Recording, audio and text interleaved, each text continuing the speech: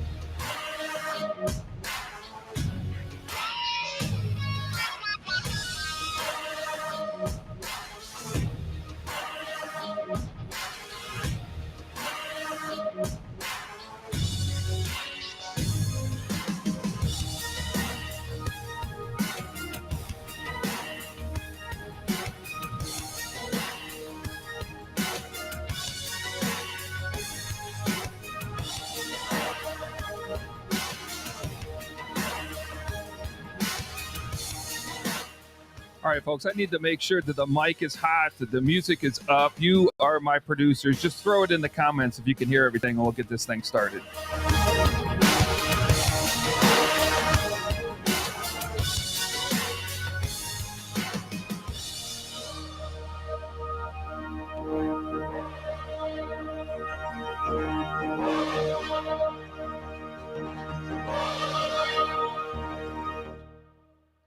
You should have jumped into your car. You should have. Thank you.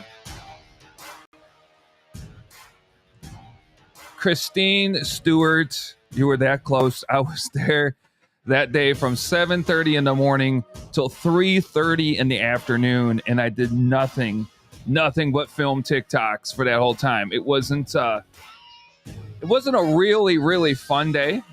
It was my back was beat when I left, and it was I probably I saw more of Tombstone, Arizona that day than I have ever in my 4 previous ventures through Tombstone, and I've never spent that much time. The most times I've ever spent in Tombstone is 2 hours. And so I was there for over 7.5 hours of just filming, just making it to every hot spot that everybody wants to see on social media. I never paid to go inside the Birdcage. Never. Never paid to get inside the OK Corral area to see the gunfight site. And we're going to talk about that tonight. Was that exciting or was it not exciting for me?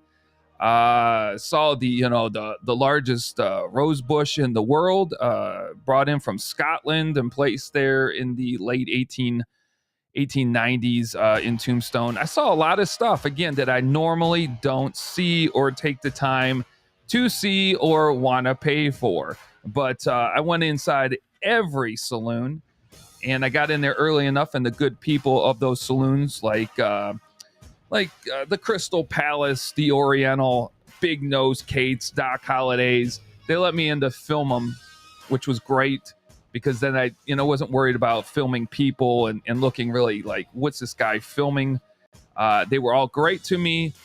Again, had a great time, went live 5 times, had over roughly just under 9,000 people on all those lives. So TikTok is the place to be, and those videos are doing outstanding. The last one we had out there just hit over 100,000 views. So had a great time. The rosebush gives that beast shade. Oh, gives that best shade. Yeah, I'm just glad I wasn't there in April, because I'm not a fan of the bee. The bee is God's creature, and I'm thankful for the bees and the pollination of everything that they do. But I'm not a fan. And people who say, well, leave the bees alone and they'll leave you alone. I've been on this earth for quite some time, over almost half a century. And I have never found that statement to be true. Leave the bees alone and they will leave you alone.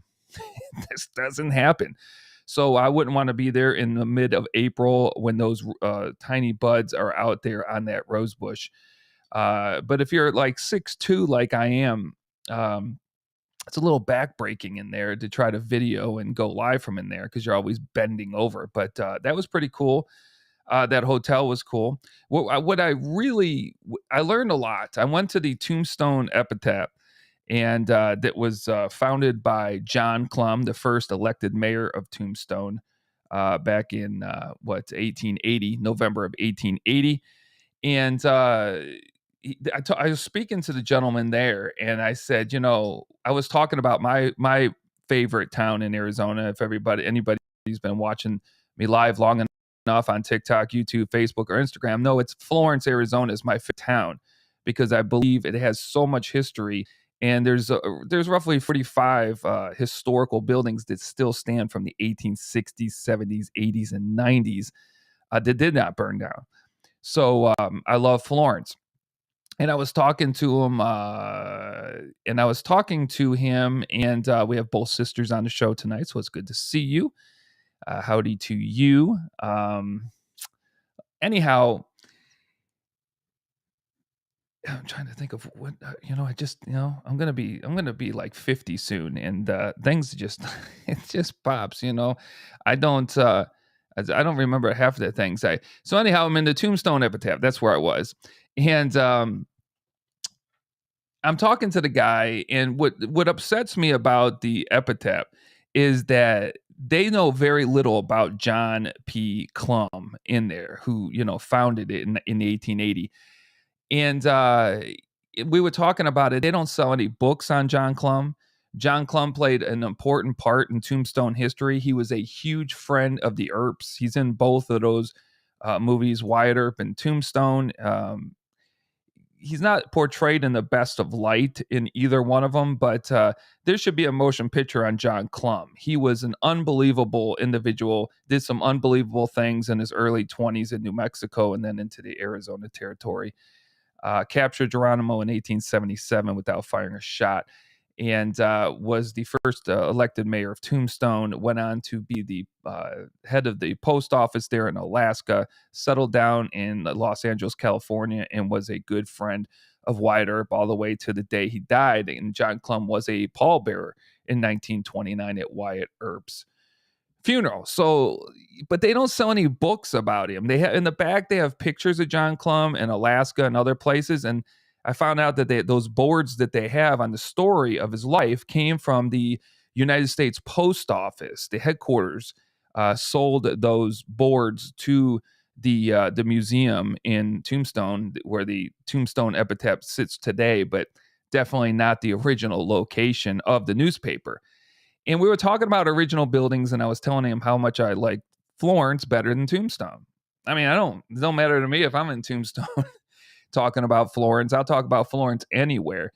And he was going through some of the buildings that remained. And I learned a few other, there were a few other buildings from the early 1880s that still stood. Now, that hotel with the rose bush is one of them. I believe that's 1882.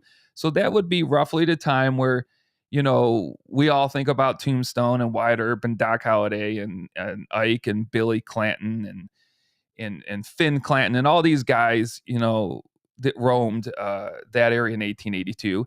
I was like, okay, there's a few homes. He's like, there's 2 houses, which, okay, but there's no historical marker on them and nothing pointing out that these are homes from 1881 to 1882.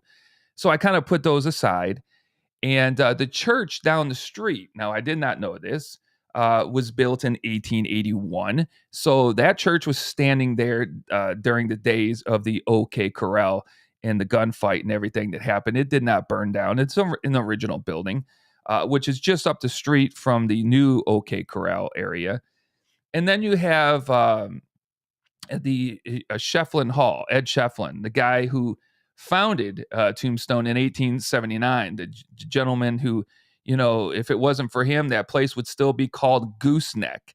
Would Tombstone be as big as it is today of an attraction, or would that many people have gone to Gooseneck, Arizona territory, instead of Tombstone? So we have Ed Shefflin to thank for naming it Tombstone, for finding the silver up in the mountains there, and for that town coming into being in 1879. Now, you have Florence being established in 1866. So just as much history in Florence. I'm going to keep throwing it out there. So we find out that there's a couple houses there that are from the early 1880s that are still standing. Shefflin Hall, okay, which is not open to go into. There's no museum, no nothing. It's closed. I said, well, why? And nobody knew. So Shefflin Hall is built in 1881, so that still stands as an original building. The church down the street is from 1881. That still stands as an original building. But we're trying to get into the nitty-gritty of what is Tombstone, like, the saloons and the newspaper building. And, well, none of that stuff is original. So what attracted me to go down there, what is original on Fremont Street, is the Birdcage Theater, right?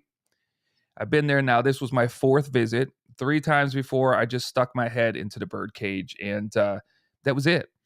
And when I was there at 7:30, the town wasn't open yet. And so I was walking around doing some filming because it was perfect. It was a real ghost town at the time. And at about 8:15, there was a gentleman standing outside talking to another gentleman in his cowboy hat. And I looked in because the door was open, and I'm like, is it open yet? And he's like, hey, yeah, come on in. It wasn't open yet, but he let me in. He's talking to me. He runs the place. He's an ex-sheriff in Arizona, and he's telling me about the history. So we talked for about 25 minutes, and he's like, okay, well, if you want to come in and see the museum and stuff, it's, I think it was like $14.95. So $15 to get in. I hear people complaining about this all the time, that they can't believe they got to pay like $15 to get in there, which is ridiculous. It's, when I'm saying this, it's ridiculous that people gripe about that, because it's worth every penny, because that's the most historical site. You're going in Tombstone to me. And if I'm wrong, leave it in the comments. It opened, let's see here. It opened, I believe, after Christmas Day of 1882. Okay, so we're getting towards the end of that famed Tombstone time, but it's a good time period. and it did not burn down in the famous fires that followed. So that is an original area. Now, a lot of that building isn't there today, but they've kept a lot of it. And then when they closed it up in the middle of the 20th century, most of the stuff a lot of stuff was stored in there from other saloons and places with inside of Tombstone, and nothing ever happened to it. So after I was done talking to him, before I went in, I knew what I wanted to see. I knew what I wanted to do a TikTok video on because I knew it would hit. And that was the Pharaoh Table that supposedly Doc Holliday dealt Pharaoh and played Pharaoh at that table. And I looked at him and I know I gave him that look. And he's like, yeah, how do you know it's original, right? And I'm like, yeah. He's like, well, I've worked here a long time and I've gone through all the documents that they've collected on this place and everything. He's like, I was an investigator at one point, so I investigated for a long time on that Pharaoh Table. And he's like 95% sure that is the correct Pharaoh Table where Doc Holliday dealt and played Pharaoh. And I'm like, really, that high? And he's like, yeah, that high. So people come from around the world to see that table. And so I paid my money, paid that $14.95, and I walked in. And what was great is I walked in really before it was open. So I had the whole place to myself. So Hike with Mike, good to see you from Florida. Haven't seen you in a while. So anyhow, I go into the Birdcage Theater in Tombstone. Again, the oldest standing, what we would call the saloon back from the days of Wyatt Earp, Doc Holliday, Johnny Ringo, everybody that we know of that makes Tombstone so famous today. And I'm in San Francisco. I visit Arizona every summer. It's great. Oh, well, we know. Okay. So anyhow, let me move on here. I got to keep away from the comments for a minute. It'll throw me. Again, I'm too old for this. Anyhow, I'm in there and I go straight. The place is pretty cool. I mean, it's called the Birdcage because you got 14 little suites, 7 on one side, 7 on the other side upstairs. They're called the bird cages. You can, close the velvet curtains, and the ladies of the bird cage entertain the gentlemen in those suites. So we know what went on in there. Okay. So it was pretty cool because they're all there. They have a lot of the artifacts as you walk through there. And I went straight for the Pharaoh Table. And on the Pharaoh Table, it says right there, first of all, it says warning, there's a bunch of cameras inside, and there are. And the other thing says something about posting that to social media, you need authorization. And then it says on there that this is where Doc Holliday dealt and played Pharaoh. And then the other statements, I didn't put in any video because I don't believe it to be true. The other statement was between that Pharaoh Table where it's placed and the piano, that's the original piano from 1881 when that Birdcage Theater opened up after Christmas Day, that's the original piano. And it says on the table that between the Pharaoh Table and that piano is where Doc Holliday had that famous confrontation with Johnny Ringo. Yeah, that one I can't go with that. With everything that I've read, the books I've read, the magazines I've read, the Bob Bose, if you don't know Bob Bose Bell, he's the head of True West magazine.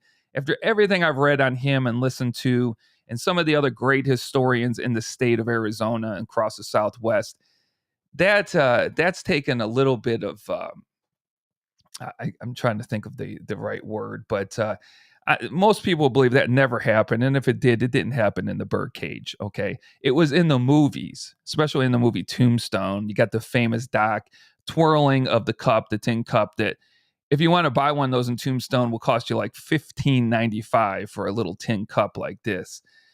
Anyhow, we'll move on from these souvenirs. But yeah, so I don't go with that, as you can't verify that. I really wish they did not put that on the table because it takes away from the first part. It takes away from the 95% with the documentation and the eyewitness testimony back then of people who lived back then and played Pharaoh in the Birdcage Theater back in the day.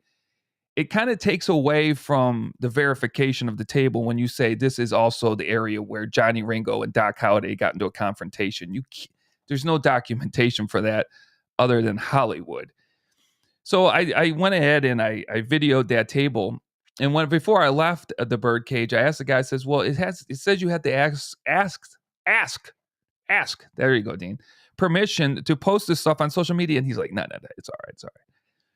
I don't know what the point is. I don't know if it makes it more authentic that they're saying you got to ask to post things to social media, but I got authorization from Aunt Jenny, if you know what that's from. But I got authorization from the Birdcage to post all my stuff on social media. So I posted about 4 nights ago during the week that video on that Pharaoh Table.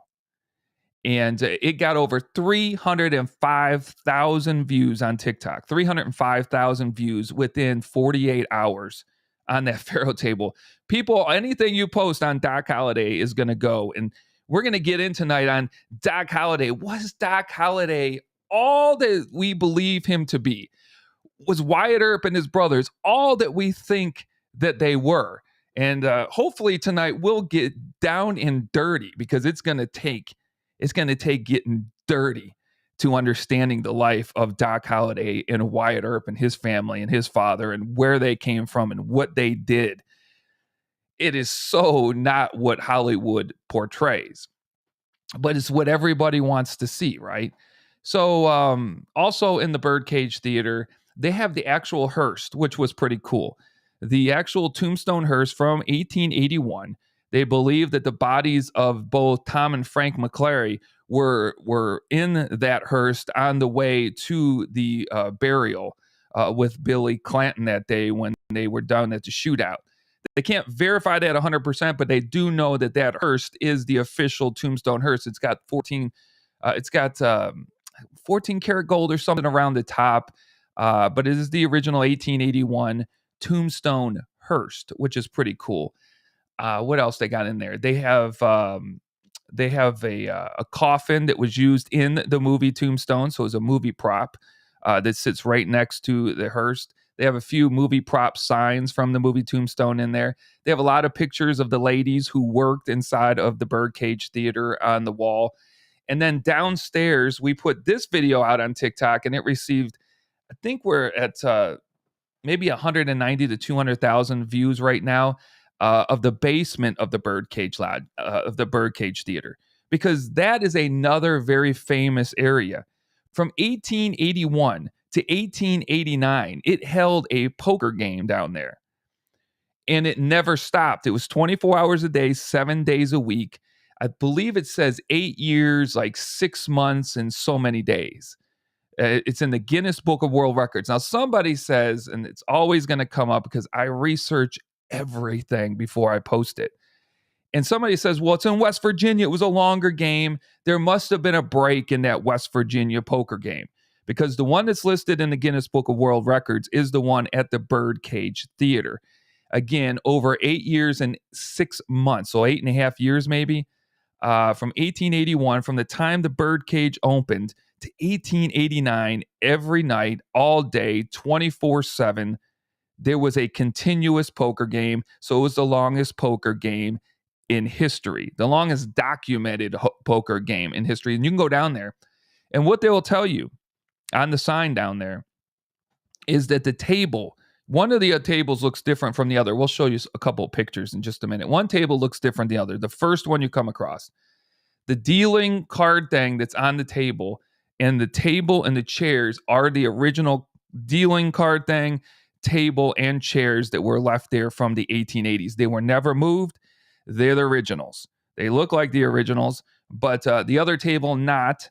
But that table was the original table where they actually played this longest poker game from 1881 to 1889.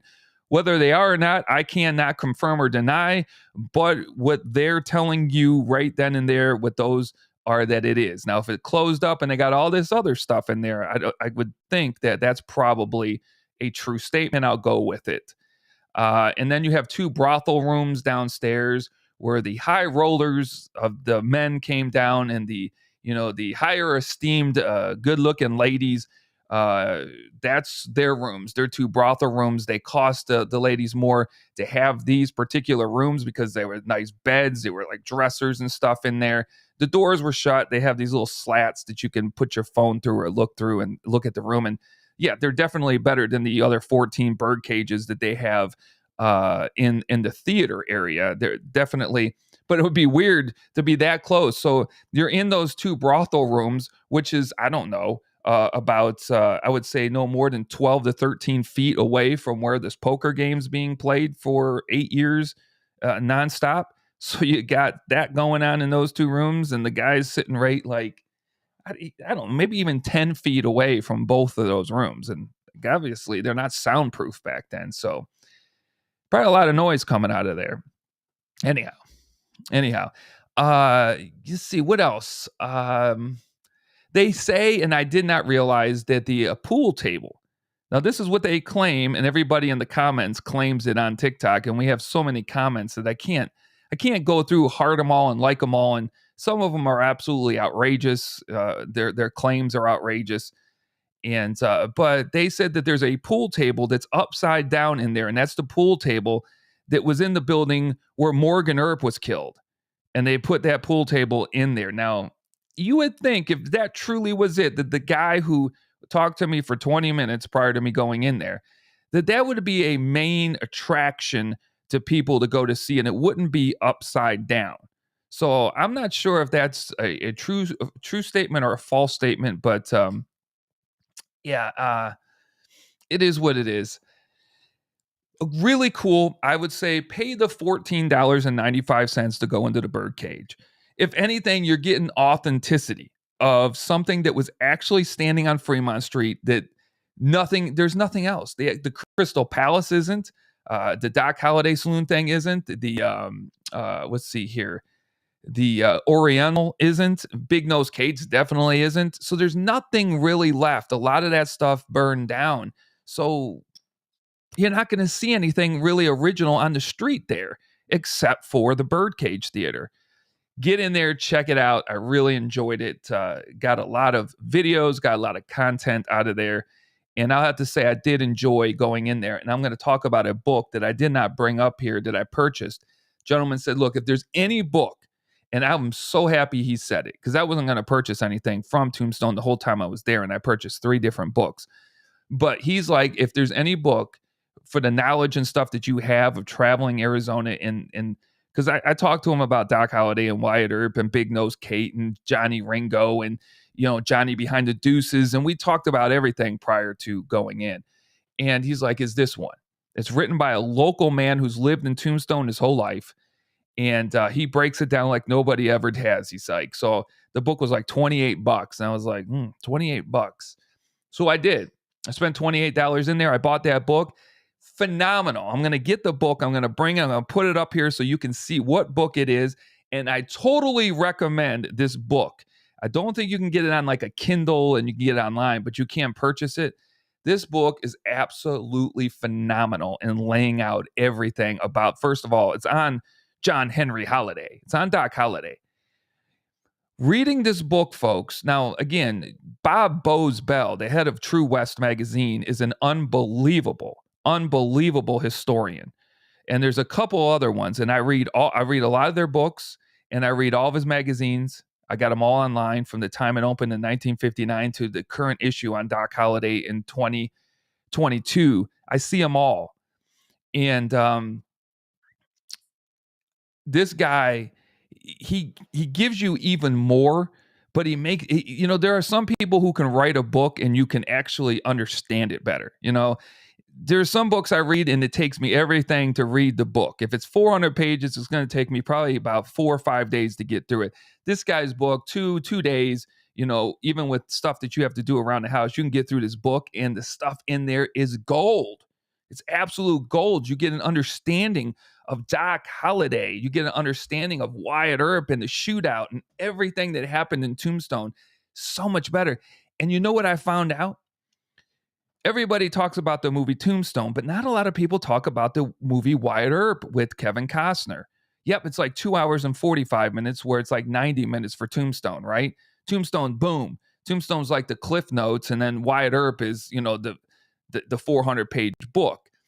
I'm going to tell you something right now. After reading all the books and magazine articles and listening to lectures on some of the greatest historians Arizona has to offer, Wyatt Earp, Kevin Costner, did a better, more accurate historical take on Wyatt Earp and Tombstone than the movie Tombstone did with Val Kilmer. Now, Val Kilmer was a better Doc Holliday by far than the Doc Holliday in Wyatt Earp. But Wyatt Earp, if you actually know the story and stop listening to Hollywood tell you how it's supposed to go or everybody else, if you actually know the facts of Doc Holliday, that you know that he was at Fort Griffith, that's huge. Fort Griffith is a huge thing for Doc Holliday. He goes there and opens a dental office. When I was in Dallas, I went to the very location where that dental office used to be. Now it's a parking garage. He worked there, but then Fort Griffith opened up what they called the Flat, about 3,000 yards away from the fort, for the soldiers, for people. Well, it became a brutal place of, saloons and brothels, and it was crazy. It was one of the most craziest places, and it was only open for 14 years in the state of Texas. Now, Doc is there in 1872. He's working in his dentistry, and that goes by. In 1872, something else happens. Doc just graduates from the Philadelphia, Pennsylvania School of Dentistry. He goes into business in Dallas, Texas with the gentleman. He wins 3 awards. You can find them in newspapers, in that book Post, the newspaper, the awards that these two gentlemen get for their dentistry. I mean, they're top-notch dentists, very intelligent guys. And, Doc finds out in 1872, after all this schooling and everything, that he's got tuberculosis, okay? And that he is doing a lot of coughing and stuff when the people are around, so the business is not going so well. So he did you know that, like, when Doc Holliday is first in 1872 given the diagnosis of having tuberculosis, that he was given just a couple of months to live. I did not know this. Unless he went to a drier climate, unless he got out of there and went west, he would be able not to live years, but he would be able to extend that couple of months into 6, maybe 8 months. Well, Doc Holliday, I mean, he's diagnosed in 1872, and he doesn't die until 1887. So what does he do? They want to give him drugs. And Doc Holliday back then knew that he was going to get addicted to these drugs in his life, that little bit of time he had left wasn't going to be very good. So he found out that drinking the liquor, the whiskey, actually helped him out, soothed his pain. He was like, when I was in my right mind, I was a mean, awful, no good person to hang around with. And then you start getting into the psyche of Doc Holliday, of John Henry Holliday, and thinking, well, this is why he was like how he was, because he only had a couple of months to live. He just got through all this dental school. He just did all this school, smart guy, and he's told he's got maybe 2 to 3 months to live unless he goes out west, and we'll give you 6 to 8 maybe. So by the time he gets to Dallas, it's overtaken him. Patients don't want to see him. He goes to Fort Griffith. He goes to the Flat, and he starts learning the game Pharaoh. And I'm just gonna say this really quick. Doc Holliday dealt, fact, Pharaoh. Okay, Doc Holliday played, fact, Pharaoh. It's in all the books. It's in all the books on Doc Holliday. Pharaoh, Pharo, not like the people like to spell it like the Pharaoh of Egypt. Because there are probably 100 comments in the 300,000 views that we've gotten on that Pharaoh Table on TikTok that states Doc Holliday never, you don't know what you're talking about. Doc Holliday never dealt Pharaoh. Doc Holliday played poker. That's where the money was. That's where, you could actually win, and stuff like that. Doc Holliday didn't, first of all, get your facts right. Doc Holliday never dealt Pharaoh. Guess what? At Fort Griffith, he dealt Pharaoh. Guess what? At Fort Griffith, he played Pharaoh. What was the first gaming thing that he sat down and tried to play? Pharaoh. What did he get addicted to and lose a lot of money at Fort Griffith? Pharaoh. See, we got to stop getting our information from the movies, folks. And I just don't have enough time to rebuke all these people on TikTok. I just don't. So I just let it go. But we got to stop getting our information from two movies and start opening a book and becoming a little bit educated in this stuff. So anyhow, Doc Holliday, you can actually jump in there and say, okay, if somebody gave me 3 months to live, I got a death sentence on me. And so you kind of see his attitude and the way he was and why he was such a heavy drinker and why he hated himself when he wasn't drunk. So he was drunk all the time. Was Doc Holliday this big gunman? No, not at Fort Griffin. And then where did this big meeting happen that people gloss over, especially the movie Tombstone? In Fort Griffith is the meeting of Wyatt Earp first meeting Doc Holliday. That's where they first met, real life, first time. Wyatt Earp is on the hunt for a guy who robbed a stagecoach, and he goes to Fort Griffin, and the bartender there that knows Doc well says, "You know what? If anybody knows where this outlaw is, it's this guy Doc Holliday." And Wyatt's like, "Well, can you introduce me to this Doc Holliday?" And he goes to introduce him, and boom, the friendship starts. So I would say this after watching both Tombstone, because Tombstone's on the TV 24/7, it's on a certain network all the time. People always quote the Doc Holliday phrases and the Wyatt Earp phrases of Tombstone. Absolutely great movie, yes. If you want a historical movie on those two, I would choose the one with Kevin Costner because I believe that he covers just about every aspect in that movie. Yeah, that's why it's 2 hours and 45 minutes. So anyhow, any facts that you could share about Johnny Behan? Yeah, Jesse, Johnny Behan. Well, we can talk about that in a little bit if I can focus here. Let me get to the pictures here and show you a few things. But before I do, I just want to say Doc Holliday is credited with killing like 35 people in his life. 35. All right. That is so not even close to the truth. Doc Holliday was credited with being, this unbelievable gunslinger all throughout his days, and that nobody wanted to mess with Doc. That wasn't the reason people didn't want to mess with Doc. And no, he wasn't always the great gunslinger and everything of the day. And it is his life has been blown out of proportion. Thanks to Wyatt Earp in his latter days when he's trying to make money, when he has Stuart Lake write his biography finally. Stuart Lake publishes that big biography on Wyatt Earp. Was it Wyatt Earp Frontier Ranger, Wyatt Earp Frontier something? Wyatt dies in 1929 in California. The book is published in 1939. It makes Wyatt Earp this unbelievable guy. Everything he says about Doc Holliday and all these people become blown way out of proportion. And think about this: there were two other biographies going to be written on Wyatt Earp prior to him passing.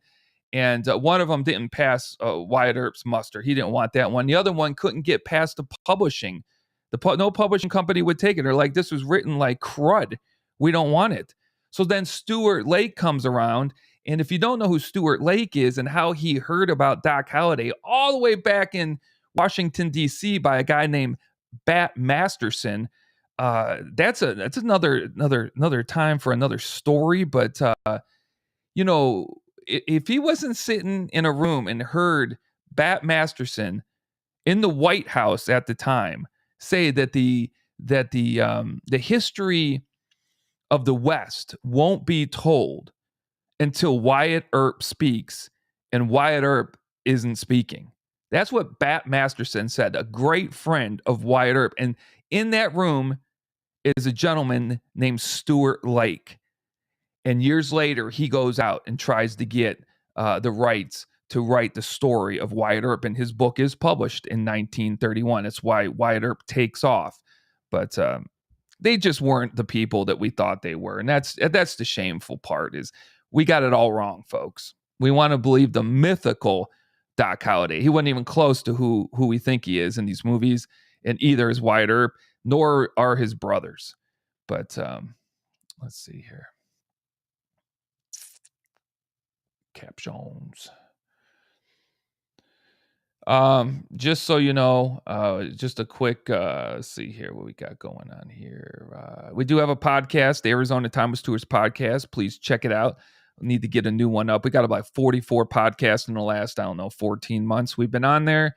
We're on, Spotify, Apple Podcasts, Google Podcasts. We're on all of them.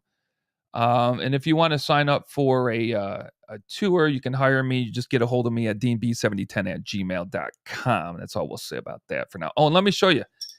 We got new coins out. Okay. These are the coins we give out. The new logo, the AZTT, Arizona Timeless Tours. And then on the back, we got a QR code. A QR code. So you can take your phone, you can, put the camera on this QR code, boom, brings up TikTok, brings up my email, tells people I'm available for tours. They are working phenomenal. If I see you personally and you're walking around, I've met a few people around the Mesa Gateway Airport when I'm filming live in the morning. They're like, hey, you're that Arizona Timeless Tours guy. I'm like, yeah. It's happened a few times, especially since I've been on TikTok. We have these. Now, this is we've only ordered 100 of these. We got 1,000 of the other ones, 100 of these red ones. And it's got the flag on it. It says Arizona Timeless Tourist on it. And it's got the QR code, but it's pretty cool. It's red. It's different. I give people one of these. We actually are now putting these out throughout Gilbert, Mesa. I placed one out at Poston Butte. I just haven't told you where it's at the base of Poston Butte under a rock. So we're going to do like geo tracking. I'll give everybody where I put them, where they're at. Some of them will have $5 gift cards attached to them for coffee. One of these hats, I'll probably go to support local business. I'll buy another one of these hats from Florence, Arizona, from a ranch out in Florence. And take the coin, put it under the hat, have them put it behind the counter. Anybody who comes in asking for that Arizona Timeless Tours coin will get the coin with the hat. So we got a lot planned. Just wanted to throw that out there really quick. But I really love these things. Love the QR code. So much easier than emailing me. When we're out, people are like, well, what is this? And I'm like, go ahead and scan the back of that. You'll have all my information. And if you don't want to hire me and you don't want to have any money come out of your pocket, just check out the TikTok page, follow the TikTok page, and look at all the places. There's like 700 of them on there for free. So, yeah. Boom. We'll go back there, hit up the podcast, trying to get the podcast rolling out there. Now let's get me back into the chat. Make sure I didn't miss anything there. Yeah. We're gonna start again. I've got the thing to take the picture to give you the geolocation. Some of them I'm just gonna take the picture and show you where it's at, and if you can figure it out in Gilbert, you go get it. Sometimes we'll post them, put them underneath the table, maybe at a Starbucks with a $5 gift card, and you'll always get the red chip. And then everybody else that I go out will get the black chip. So we got a limited number of those. Trying to get the word out. So let's see what we got going on here. Is it true that Doc shot Frank Stillwell? I would say no. I would say that Wyatt Earp pumped Frank Stillwell with all those bullets at the Tucson train depot in March of 1882. So Doc Holliday was there along with other posse members with Wyatt Earp as he went on his vendetta ride. But when he was escorting Virgil back to California and the body of Morgan, they found Frank Stillwell and Ike Clanton out there on the platform. They ran him down and they shot him down in cold blood in March, and that was pretty much Wyatt Earp doing all that shooting.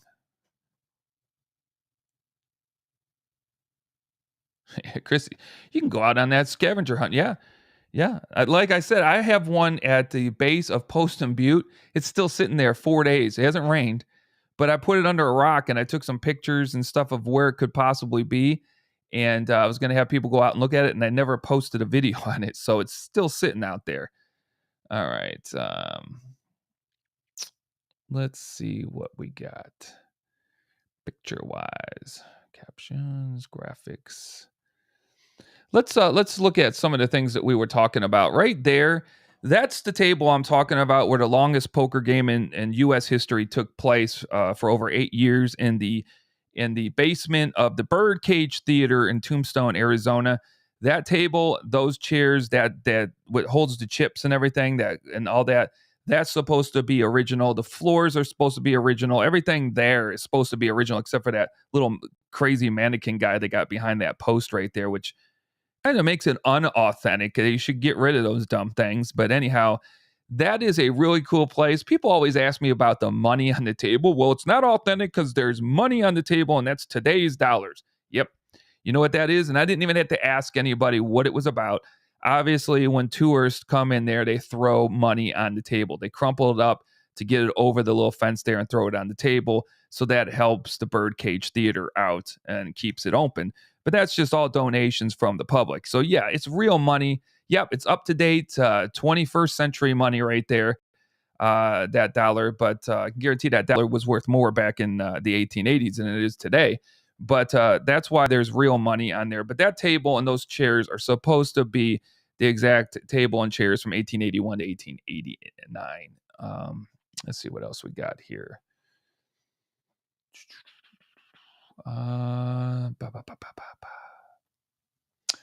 Here's the inside of the Birdcage Theater when you walk in. That's, there is the theater, there is the stage. Right, and on your right and your left, there's 7 bird cages, 7 suites on either side, so a total of 14, where the ladies entertained the gentlemen, I guess you would call them, throughout the night, and they had curtains where they could pull the curtain back and everything. Straight ahead, if you look straight ahead, I don't have a better picture to show you today, but you'll see right there on the bottom underneath the stage a light. There is a little cutout there so you can see that is the basement where the poker game was held, where the 2 big time brothel kind of bedrooms are at down at the bottom for the the big time players and stuff like that. But and then to the left of the back, let me get this off of the well, I got a better shot of this here. Wait a second here. But a lot of stuff from Tombstone history in all over the middle of that thing right there. So they would take it and put the chairs up when they had a theater production, and then they would take all the chairs away for a dance hall. Then they would put the poker tables down the side. Pretty cool little spot right there. Original flooring, original ceiling, original bullets in the ceiling and into the stage area. They show you where there's like 3 bullet holes where they used to gamble down there. Yeah, really cool. And then in the right-hand side, Curly Bill Brocious is supposed to have gotten his haircut there, and he was recognized there by the law when he was getting his haircut, so they saved the chair. Whether that's real or not, I don't know, but that's what it says. Let's see what we got going on here. I'm going to just go through these pictures and see. Yeah, there's that's that great-looking dude, the Arizona Times Tours, at the real historical site of the OK Corral gunfight. We'll talk about that in a little bit. Let's see here. There's the front of the Birdcage Theater. And then we showed that. Let me see if there's a little different shot, a little different sideways shot. Back there in the corner is the Pharaoh Table, where supposedly Doc Holliday dealt and played Pharaoh at that table. I do have a better picture right here, I believe. Yeah, there it is. I'm standing up on the stairs. That is the actual Pharaoh Table right there. That's been, well, I would say 95% verified by documentation and word of mouth from people back in the day stating that that is the actual Pharaoh Table. So that's worth the price of admission in itself right there. Let me see what else we got here.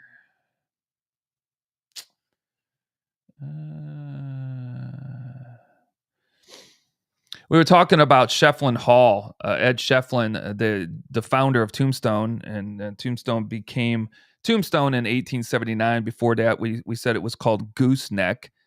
Gooseneck wouldn't have went over too well, right?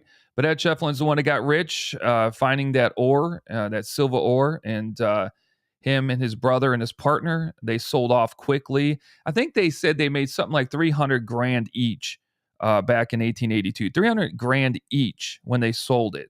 What that is today is astronomical numbers. But that hall there opened in 1881. That's an original hall. Now, let me show you a quick picture here. I'm going to do a TikTok on this. This picture, I know it's kind of hard to see. This picture was taken inside of the Tombstone epitaph, the one they have now. And the guy showed me, And if you look at this, okay, if you look straight ahead, that actually was two buildings. It was the original courthouse. So the farthest part on where you see that veranda where people can go out on that porch there, right next door to that is Shefflin Hall, the last picture I just showed you. Then you have that. That is the courthouse. That's where all the cowboys. That's where after the shootout at the OK Corral. That's where Morgan and Virgil and Wyatt and Doc, that's where the trial was held up there on that second floor courthouse. Not the courthouse you see that was built in 1882 that everybody goes to. Right there is the original courthouse. The part that's closer to us, that's the original Tombstone Epitaph building. So it was attached to the courthouse. So when all this stuff was going on, I don't know how many times these guys went after each other and were in the court of law between the Cowboys and the Law and the Earp brothers and all these guys. They were all in that building. And unfortunately, rain destroyed it not that long ago. I want to say not but 15, 20 years ago. And they actually tore it down. And that spot is the spot where everybody parks. It's where all the free parking is at. Right next to Shefflin Hall is this big parking lot and everybody parks there. Just note that where you're parking at used to be the courthouse and the Tombstone Epitaph, the paper with John P. Clum running it, the first elected mayor of Tombstone. And it's a shame that they weren't able to save these places. When I was listening to the guy who writes for True West magazine, Bob Bose Bell, he was stating that Tombstone is in jeopardy of losing its historical classification because of the way that they're building these new buildings and how they're painting and the colors of these new buildings and stuff. They are in jeopardy of losing their historical classification. And a lot of it's because they didn't save anything, folks. A lot of it is there's no original stuff. So the stuff that they do build needs to look like the original places. And I don't know why you just didn't go ahead and put the new Tombstone Epitaph instead of where it's at. Why not build the same building right there? And it would be more authentic. But I look forward to doing a TikTok video on that. But we'll take that down there. Yeah. What else do we got in here? I don't think we're going to show this. I'll show this for now, and maybe we can jump into that. If anybody hasn't been to the actual shootout site where the gunfight actually started, this is it. Now, all right, yeah, people. I've gotten comments who live in around Tombstone. There was a big fire not that long ago in the '90s that really, it wasn't a fire in the 1880s that destroyed everything, but it did. There were three major fires back then, but there was another fire in the 1990s that pretty much destroyed a lot of the site. So they don't think that this is the actual location. They think it's out on the street. Now, that wouldn't be smart. If they had to redo this again after a fire in 1990s, wouldn't you think they have the map? The map is right off to the right there. That map I've read about this map. I've seen close-ups of this map. The only way that we know, or the only reason that we know where this gunfight took place at is because of a map later in Wyatt Earp's life that he drew out, and he shows it right there. Now, that's pretty much the location. It's not, it's called the gunfight at the OK Corral, even though it didn't happen at the OK Corral. It happened behind in an alley. Okay, so this is behind in an alley to where the original, they say, OK Corral was. Now, most people will say, well, it's on the street there and all that. Well, unless they're lying up a storm to you when you go there, and you got to pay to get back there, okay, this is it. Now, I sat down on a bench and I looked at this when I got back there. And I'm a Tombstone fan. I'm a Wyatt Earp movie fan. I'm a fan of the town of Tombstone. People sometimes think I'm not because I'm so high on Florence and not on Tombstone, but still, Tombstone is an unbelievable place with unbelievable history, especially Southwest history. And when you go there, it's kind of anticlimactic. I sat down, I'm looking, I'm like, this is it. This is it. They got it fenced in. Then they bought these automated mannequins that people are like, well, they get them from the dollar store. No, they sit out for years and years and years in the beating hot 115-degree sun 4 months out of the year, and then freezing cold nights. It's amazing that when you push the button and it kind of shows the arms going up and down with the guns and who shot first and where they were standing. According to Wyatt Earp's all his maps, this is exactly where they were standing in this very location, and this is exactly where they were standing in proximity of one another. And on that fence line, it lists every single person, so you can see where every single individual is. And then when you push the button, the automation tells the story, tells that this is the exact spot, the exact positions they were standing in, who said what, who raised their gun first. It's pretty good. It is kind of corny that they're these mannequins. You would think that they would be able to do something else. This being this unbelievable historical sites, probably the most famous gunfight in U.S. history, and people around the world know of this little piece of dirt, this little patch of dirt. But look how close they are to each other. And the crazy part about all of this is you know what? Yeah, Billy Clanton, Frank McClary, Tom McClary, they die. Okay. There are, people will say, well, there's 9. There was 9. There was 10. Some people ran away. Well, according to the official site, there are 8 people here. Okay. Because there's no Billy Claiborne because he automatically ran away. John Behan pulled him out. You have Ike Clanton standing there, but Ike Clanton runs up to Wyatt Earp and says he doesn't want to fight because he doesn't have a gun, and he runs away. So really, if you really want to put it, you could have put it only 7 people in there. So, yeah, 3 of the cowboys are killed, okay? But I don't know how Virgil and Morgan and Wyatt and Doc, I can't believe one of them isn't killed.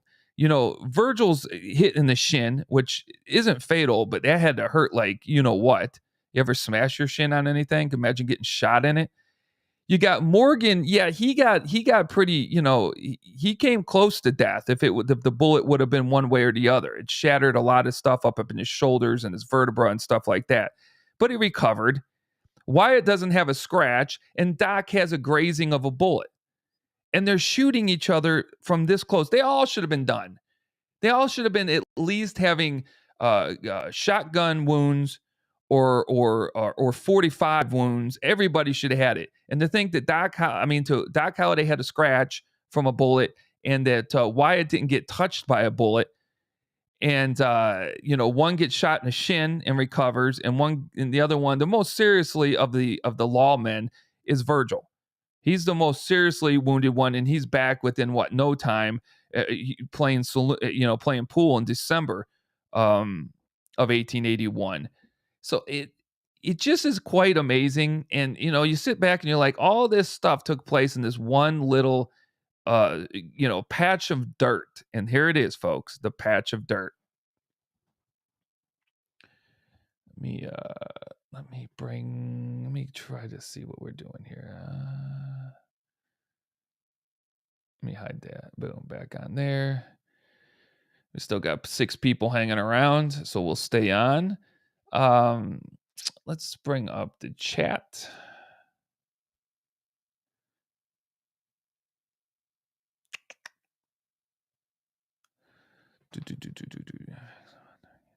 Any facts about Turkey Johnson? Love the show. New follower. Any facts about Turkey Creek Jack Johnson? No, I don't have any. Not tonight. I'm afraid I do not have anything on here. But he was in the Vendetta ride. Did they really ride with Wyatt? He's listed as one of the gentlemen to ride in the vigilante ride to get people like Pete Spence and Frank Stillwell and Indian Charlie and all these guys. He was involved in that. Curly Bill Brocious. They couldn't shoot. You know what? You just look. Oh boy. I remember when I said Doc Holliday's credited with 35 kills. Do you know how many kills legitimately? See, the thing about all this stuff is the newspapers print everything that happens in town. Whether if you come from a small town, you know this, but back in the days of Tombstone and Dodge City and Contention and all these places, all you have to do is go back to the newspapers and we all have access to the newspapers, and you can read them. Doesn't matter if old Joey took too many shots and stumbled out of the bar. His name is in the newspaper. They had to have something to write about other than the mines. The shooting at the OK Corral, yes, that was talked about. The court hearing for a month after that shootout, yes, that was talked about. The vigilante ride, yes, that was talked about. John Clum leaving town and having his stagecoach shot up and him just escaping to Benston, that's talked about. And John Clum is writing the Tombstone epitaph, but he's the one getting shot up. So the editor now that he left behind is writing it up. All this stuff, nothing, folks, is not written about on these people's lives in the local newspapers. So you can read about all of these so-called fights that Doc Holliday was in, from the time he was in Dodge City to the time he was at Fort Griffith, to the time he was in Tombstone, to when he went back up to Colorado, and when he was in Las Vegas, Nevada, after he left Tombstone. All this stuff, all these credits, all these killings, all these gunfights that Doc Holliday was in, it doesn't even come close. You can verify 2 times that he killed somebody. He shot and killed somebody, Doc Holliday. Not 35 times, 2. And then you can credit him shooting in a shootout with people at least 8 other times, but nobody died. Nobody died. So he had 8 other shootouts in his life that they can verify in the newspapers and stuff like that. And that's the only way you can do it, because everything else is word of mouth. That's why the 1931 book by Stuart Lake on Wyatt Earp is kind of crazy stuff. Okay, it's all from Wyatt's mouth. It's how he wanted to tell the story, and his story changed a lot in his time frame. Later on in the last 15 years of life, his story changed on what happened, where, and how it happened, and that he even said that when he was coming from Prescott, Arizona, down to Tombstone with his brother James and them, that he was deputized as deputy sheriff. Well, that's wrong. It's wrong. Virgil Earp was deputized as a U.S. Deputy U.S. Marshal, not Wyatt Earp. He wasn't a marshal either. But in another instance, he said he was a U.S. Marshal by the time he got to Tombstone. And then he said, no, I went to deal cards. That's why we went to Tombstone. So after the 4th time that his story was taken down, he said the actual truth, that he wanted to start a Pharaoh Table because it was the best way to take people's money. You could definitely work the Pharaoh Table on not the right way of taking people's money, of cheating people out of money. They wanted to start a brothel. They wanted to do all these things where he really didn't want his name associated with, but that's who Wyatt Earp was, folks. Think about this. Wyatt Earp was only a lawman. Think about all these years he lived and all these places he was at. He was only a lawman for about 5 years. 5 of the years that he was doing all this stuff, he was only a lawman for 5 years. And he was never a lawman longer than 12 months at a time.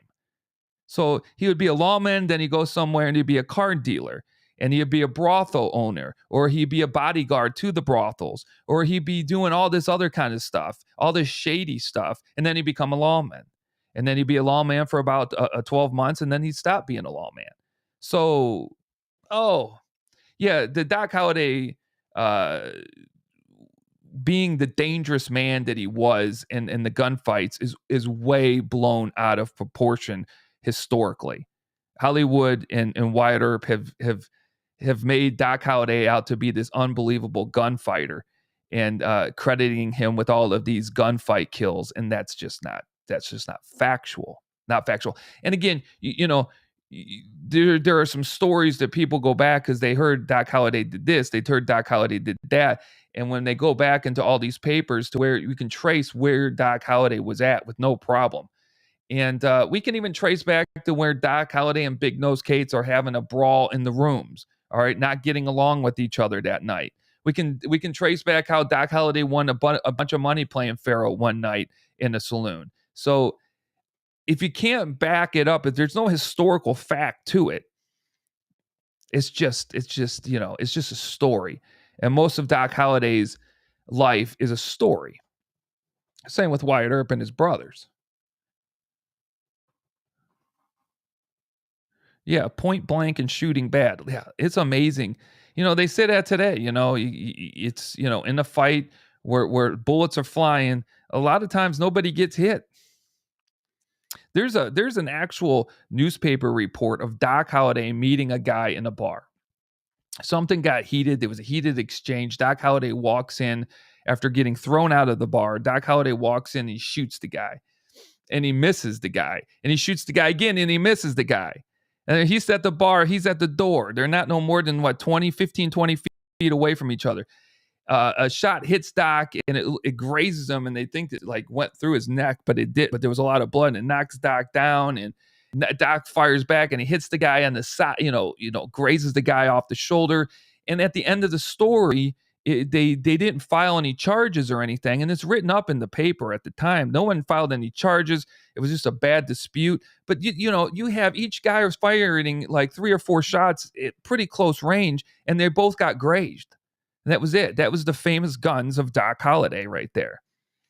So let's see here. If I wanted to see, I love this kind of question, and we'll take a pause in our regular scheduled broadcast to answer this question. If I wanted to see a cool historical site in Florence, where would you recommend? You got a couple hours. There are, okay. The first site I would look up is the John Clum house. The same guy that we've been talking about, that's the head of the Tombstone Epitaph newspaper. He founded it in 1880. First elected mayor of Tombstone. A friend of the Earps. Okay. He from 1874 to 1874 to 1877, he was the head of the San Carlos Indian Reservation, where he was over at the end of his career there in 1877, 4,600 Apache. And we're talking Apaches from a bunch of different tribes, not all the same. Most of them didn't like each other. He is responsible for capturing Geronimo in 1877 with 100 Apache police force. The only man to ever capture, Geronimo didn't surrender. We're not talking about the 1886 surrender of Geronimo. We're talking about the capture of Geronimo when he was at his most dangerous and the most wanted, 1877 John P. Clum. Go ahead and look that up. When he leaves that San Carlos reservation, he ends up in Florence and he builds a house there, and that house still stands. The historical marker says it was built in 1878. I met the gentleman and know the gentleman who owns the house and lives in that house. We've had talks believing that house was built in late 1877 because John Clum ran the Florence newspaper out of that location in November of 1877. So the house had to be built by then. Maybe not the whole thing, but they put all the printing press inside of John Clum's house. So he's there for less than 13 months. I'm running out of battery. Let me plug in the computer here. Hold on. I'm like, why did everything just go dark? Okay, so his house is there, and there's a historical marker about John Clum on that house right there. The guy that lives in there is absolutely phenomenal. The original chimney and stuff are still inside the house. That you want to check that house out. Right down the road, about 100 yards. It's on an alley. A house was just purchased. I've been trying to get this house purchased for over 2 years, and that is the Harriet Wood, a.k.a. Pauline Cushman house. Pauline Cushman house. And it's just so if anybody watches this and knows that I've been trying to do this, that house was sold. It's being renovated. It's, they have to do it historically. The Historical Society is in on it. They've given them somewhat of a grant to help them out. But that house is going to be renovated and probably sold, as I was talking to the owner. Ooh, I would love to purchase that. But anyhow, Pauline Cushman was a famous, look her up. Pauline Cushman, famous female spy during the Civil War. She got the title of Major, they say, from President Abraham Lincoln. That looks to be true. She lived in that house for a little less than a year with her husband, Jeremiah Fryer, who was the sheriff of Pima County or Pinal County at the time in Florence, and his offices were right up the street in the oldest standing courthouse. So check out the John P. Clum house, the Pauline Cushman house, and then the oldest standing courthouse, which is the McFarland State Courthouse, The oldest standing courthouse in the state was built in 1877 and opened in 1878. That courthouse still stands today. And you can go inside there. It serves as a visitor center and a museum. It costs like $5 to get into the museum portion. And one of the great exhibits in there is the POW camp during World War II that was operational, which was the largest POW camp in the state of Arizona at the time in Florence. They have original pictures and stuff from that camp in the first room. They have books. They have all kinds of stuff in the gift shop. To the place was at. So there's 3 places. The 4th place I'd say is check out the second Pinal County Courthouse. It looks like it's a colonial style building. Looks like it should be in colonial Williamsburg. No joke. Built in 1891. The second Pinal County Courthouse. If you know Pearl Hart, the famous female bandit that I learned so much about, she was caught and brought there and held there in jail until she had her sentencing, and a lot of 3 other famous females were tried in that building. So there's a few. We can go on, but we won't cover all that tonight. Let's see here. When is your next live? How often do you do these shows? Yeah, unfortunately, wouldn't it be great if I gave you a time? When the house simmers down and all of the tours that I don't have for the day are going out and filming happens, everybody's settled in for the night, that's when I go live. I think my last live was probably a week and a half to 2 weeks ago. So it's just hit or miss on the live. So I'm sorry about that. On your travels, have you ever been spooked by a ghost or something like that? Yeah, that is not in my wheelhouse. I was just on a buddy's podcast. We were talking about that.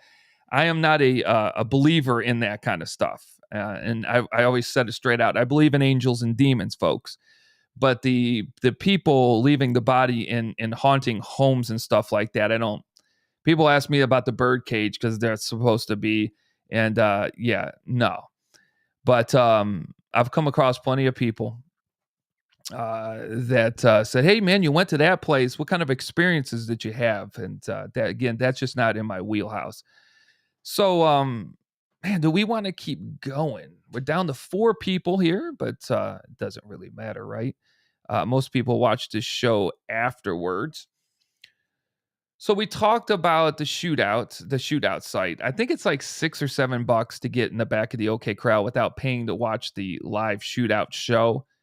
Um, really, what are you paying for? You're paying to see the rebuilt stables, and then you're paying to go back and see the original spot where the shootout took place, where most people will say it's not there, where history will tell you it's there.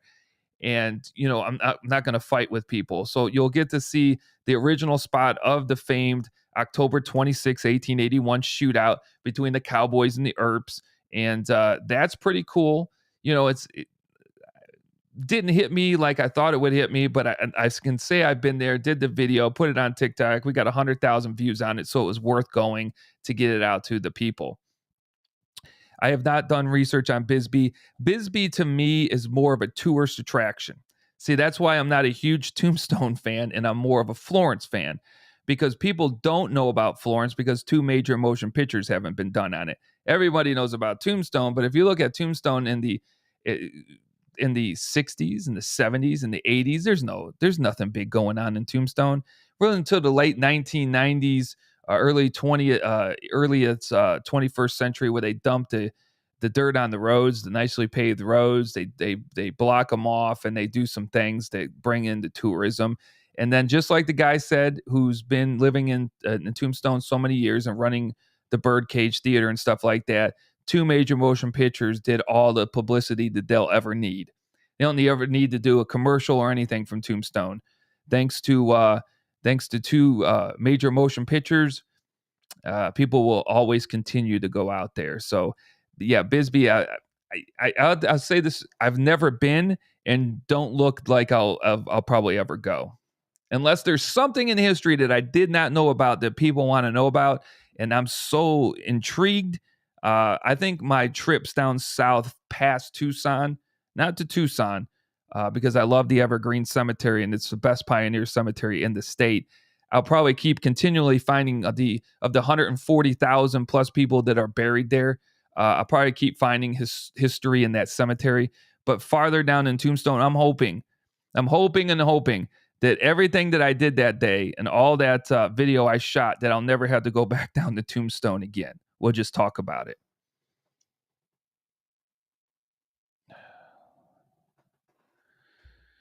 Yeah, Florence all the way. That's right. That's right. Hire the Arizona Timeless Tours, folks, for a 90-minute historic walking tour. If I do them again, I'm open. It's been going okay, but we're still Monday through Sunday. I still offer them Monday through Sunday, 10 a.m., 1 p.m., 90-minute historic walking tour. Just get a hold of me at deanb7010@gmail.com. I'll stick it on this here. That's where you also find out on these chips. When you scan the back of these chips, it goes right to the TikTok page, but it also gives the email on the TikTok page and that I do these tours. We just got a hold by somebody who found me the Facebook page today. Facebook has been, what's crazy is we got like 4,200 followers here. We got 165,000 followers on TikTok, about 7,000 followers on Instagram, but only 2,200 followers on Facebook, and all the tours being booked are through the Facebook page. It's absolutely amazing to me. Sometimes I'll just tell you, it's not about how many people you have watching you. It's what page that they follow you on that they'll pay to go on these tours. Bisbee is crazy interesting. You know nothing. Yeah. No. I've read it. I've read the histories. I'm not saying it's not interesting, as I'm saying Tombstone's not. Tombstone would be more interesting if the historical buildings were still standing there. If at least one outside the Birdcage, if one like the Crystal Palace or something actually remained and it was authentic, or they had the courthouse, the original courthouse, not the rebuilt federal courthouse from 1882, but the original courthouse, the original epitaph building. They would have saved that. That's why it's in danger of losing its historical historical title, because they're losing a lot of the history, and when they replace it, they're not doing a good job with replacing the buildings and the colors they're choosing for the buildings. But you can read about that somewhere else. Old mining there is cool. Yeah, I'm not a big mining guy. You know what? We've been on here. It's been an hour, 16 minutes. There's so much more to talk about Tombstone. We'll save it for another show. Before I go off tonight, I'll say this. Look at my TikTok. The last 5 TikToks have all been on that trip to Tombstone. The next 5, so the next 10 total will be all on Tombstone. They're doing absolutely phenomenal. We didn't put a new one out tonight. Some interesting things I heard around TikTok. I'm going live, and I got it sitting on the street to show people the live, and I'm sitting on one of their benches. It's about 10:30, 11 o'clock in the morning. Sun's up. Beautiful day there that day. About 65 degrees, nice slight wind. Just beautiful.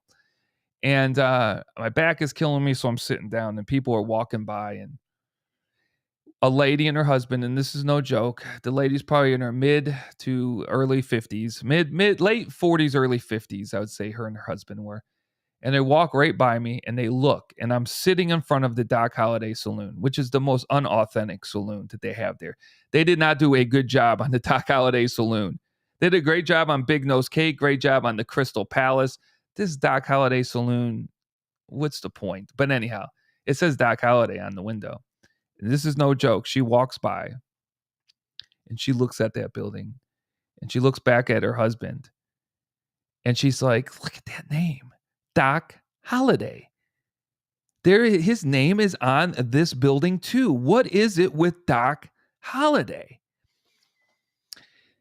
And I just sat back and the husband isn't explaining who Doc Holliday is. It's not like one of them knows all about this Western history and someone else doesn't. He's kind of just puts his right thing up and they keep walking on down the little wooden walkway. And I was probably like this, and push my jaw. And I was going to say something, but I just had to replay it through my mind a few more times. Who is this Doc Holliday? There's his name again on that building right there. His name is everywhere. So these people are coming through Tombstone, and they have, I don't know what the draw is, folks. What would be the draw if, I would count that they have not seen the movies. I guess it's like Goldfield Ghost Town in Apache Junction that people go to. It's just a ghost town, but it's a tourist attraction. It's got stores, restaurants. It's only a tourist attraction like Tombstone is. They got too many shops selling the same thing up down Fremont Street. It's kind of ridiculous.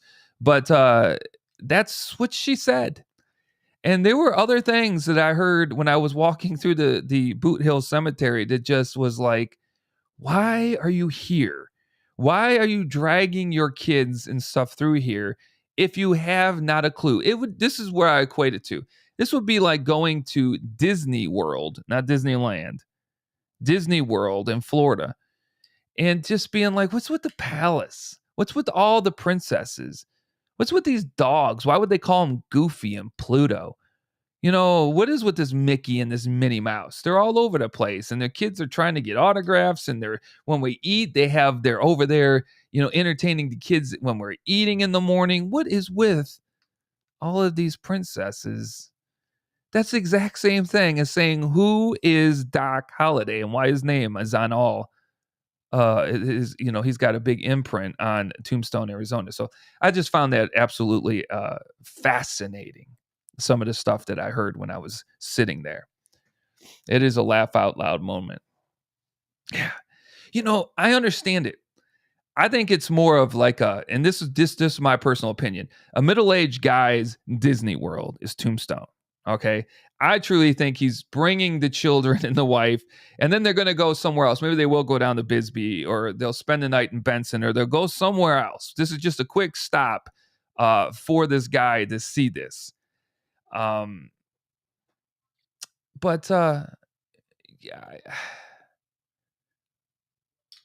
yeah, I'm sorry. I keep thinking about that and some of the other things that I heard. And it just is like, why are you there? Why would you come here? Why would you come down old State Route 80 and have to stop at the checkpoint? Because the checkpoint for the Border Patrol is either on or off. And that being a two-way road like that, leaving out of Tombstone, about 2 miles is that checkpoint. And if it's opened, it slows everything down. It backs everything up. And that's along 27 miles back to Interstate 10. And I'm like, it's a long, boring trip. And I can understand why kids don't really have the best of times, but then that's why they have all the gift shops and the ice cream places and the coffee shops and all this other. Here's something about Tombstone. I'm just rambling on now that people don't know. Tombstone, and I learned this by Bob Bose Bell, the guy who runs and does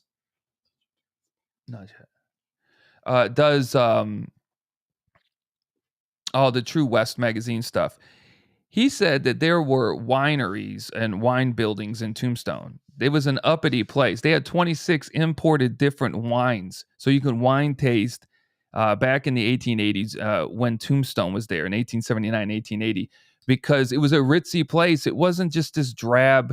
They had some high class stores, because he was asked, what do people not know about Tombstone? He's like, it was because they wanted the movie to be more authentic to the old West cowboy films and every other town that sprung up in a mining camp area.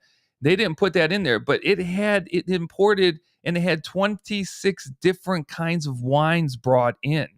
So it had the best smoking shops and clothing shops that you would see anywhere, because it was a rich town. The people were dressed nice when they went to the to play Pharaoh or to play poker, or they'll go get something to drink or go to the show.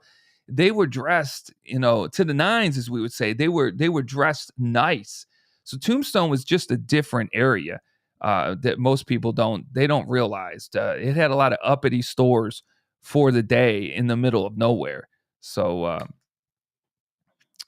anyhow, so I'm going to start putting out on YouTube. What I'll do is I'll do a live every other day or every day. And I will say, okay, I am putting the red special. The only people who meet me or will find one, the red Arizona Timeless Tours poker chip. Okay, that has the QR code in it. I'm going to put it out today. I'll either put a short video showing you where the location is at, or I'll give you the GPS locations of where it's at, and you can go and track it down. Again, I do have one out at Post and Butte, and it would be a hard one to find, so I'm going to have to get a geo tracker on it off the phone and put it out there. But today, we're going to put this out. I'll either tell you, look, we want to support small businesses. So if there's coffee shops in Gilbert that I find out about, because I'm a huge coffee nut, I will take them there. And most of the time, you're just going to find the chip. But other times you will find, so we can support those small businesses, we'll buy a $5 gift card and put it with the chip. So either they'll have it in the store, or we get authorized to tape it underneath the table. When you find it, you'll get the coffee from that restaurant plus the chip. We're going to do a bunch of stuff. The hats, the rodeo hats from Florence. That's where this hat is from.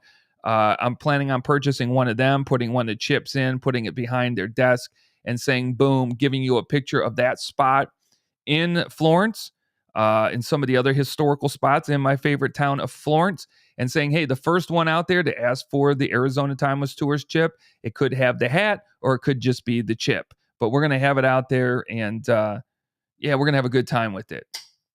So anyhow, scavenger hunt. And, it just helps get the channel out there more, and they work like a gem. Once you scan them, they come right up to the TikTok page. Okay, folks, if you don't have any other questions, I think I've run out of things to say. I mean, I haven't run out of things to say. I probably could go about 3 or 4 hours tonight, but it is Saturday night. I put my son to bed. My wife just asked me if I took care of some husbandly duties, and I'm like, not yet. So she took care of that. But I got a lot more to talk about my trip. We're going to talk about some other spots that we hit while down in Tombstone. We're going to talk about Ed Shefflin. We're going to talk about a lot of stuff. We're going to talk about who the real Wyatt Earp was. Yeah, it's a little bit eye-popping for those of us who just want to believe the movies and what we hear. And who was the real Doc Holliday. And I apologize I did not show the book, but the next time I go live, I will show the 3 books and that one major book that I bought in the Birdcage Theater that I do highly recommend. I will show those while live next time. So until next time, book your tours, folks. Keep this Arizona Timeless Tours going. Don't make me have to shut it down because I can't bring any funds in. We've been going a little slower than normal on the tours this year.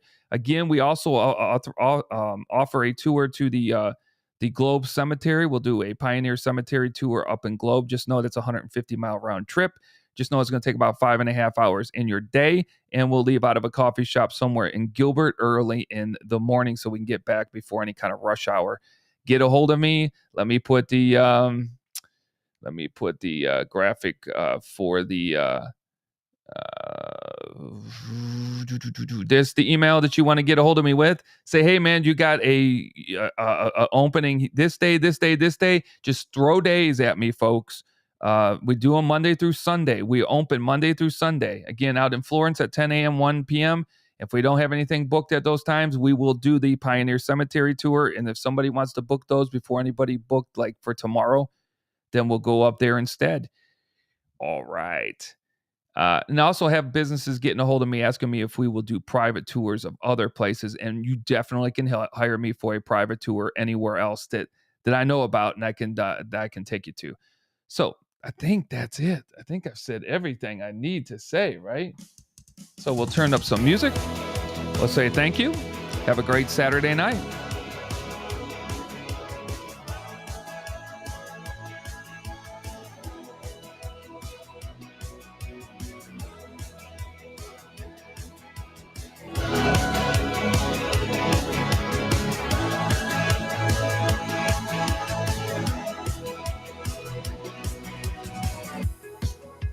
If somebody's still on here, I want to see if this will work or not.